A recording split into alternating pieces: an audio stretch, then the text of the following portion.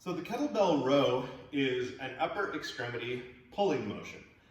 Most of what I've talked about so far are pushing motions, the press, the get up. Those are both largely pressing motions with the upper extremities. The row with the kettlebell is a nice way to offset some of that pushing and get some balance in the shoulder girdle. We don't all have a set of TRX straps at home like we do here at the gym, and pull-ups are out of the question for a large number of people. It depends on whether you've got bands available. The pull-up is just not a very useful exercise for the majority of us. For those of us who can do it, that's great. It's an awesome pulling motion, but the row is just a lot more accessible, and that's the reason why I prescribe it so frequently. A couple of things about the row that will sort of send some aha signals to you. There's very little actual motion going on in anything but the shoulder and arm. This is a little bit like a swing start, where we just stay in that bottom position and we move the bell, but our bodies stay locked in. There's a lot of carryover actually in the one-arm kettlebell row to the preparation for the one-arm kettlebell swing, in that even though we're loaded on one side, we make it look as though we're loaded on both as we're performing the exercise.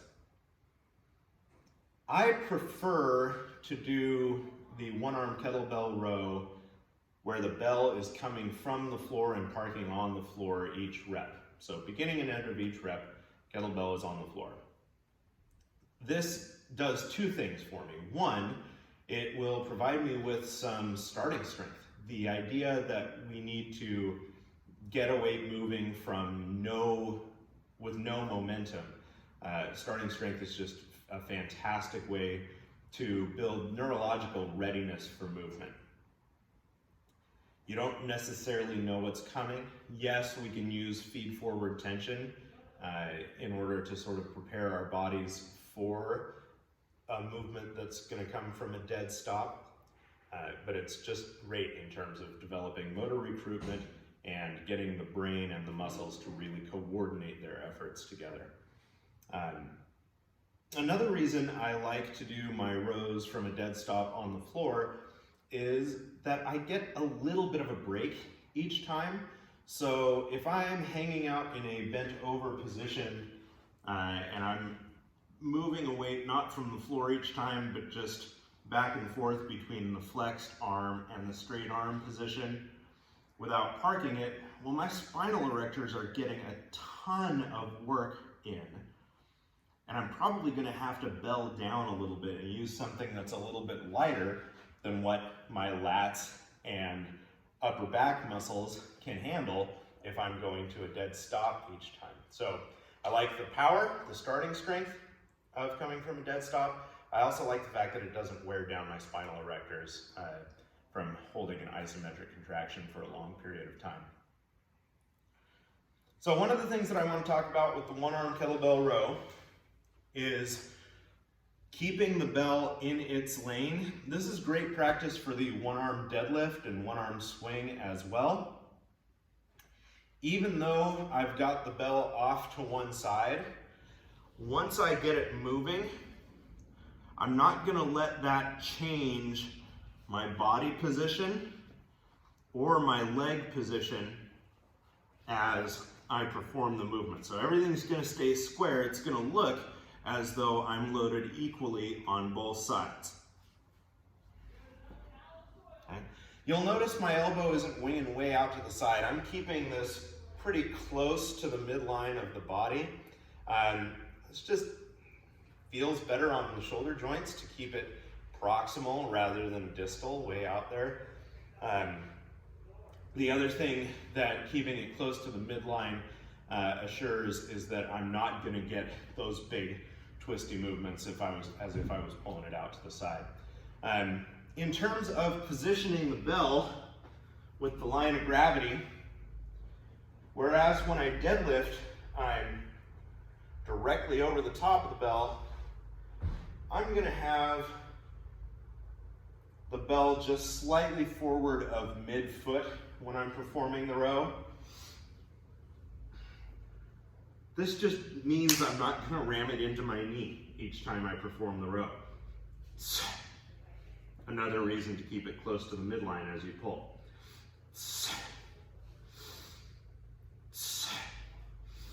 So just like a deadlift, just like a squat, just like a press, I'm exhaling against that closed epiglottis, so I'm using my power breath on the up phase of the movement, inhaling as I'm coming back down. It's a simple exercise, but we want to make sure that the postural checkpoints are all there. Unlike getting into the deadlift position where I want to have a balanced workload between the quads, the hamstrings, and the glutes, when I do my row, I'm going to get my butt up a little bit more. This is so that I'm basically pulling in a perpendicular position to my spine. So if I'm down here and doing my row, I'm going to be pulling with all the muscles that are on top of my shoulder girdle. Well, these muscles get a lot of work when I'm just hanging out, stressing around the day anyway. I don't need to put more emphasis on the upper traps. What I need to do is get the muscles that are between my shoulder blades and my lats to do some work to keep my shoulder blades down and out of my ears. So putting my hips up a little bit higher in that drinking bird position means that I'm going to feel more emphasis in the lower extremities on my hamstrings than I am on the quads or glutes.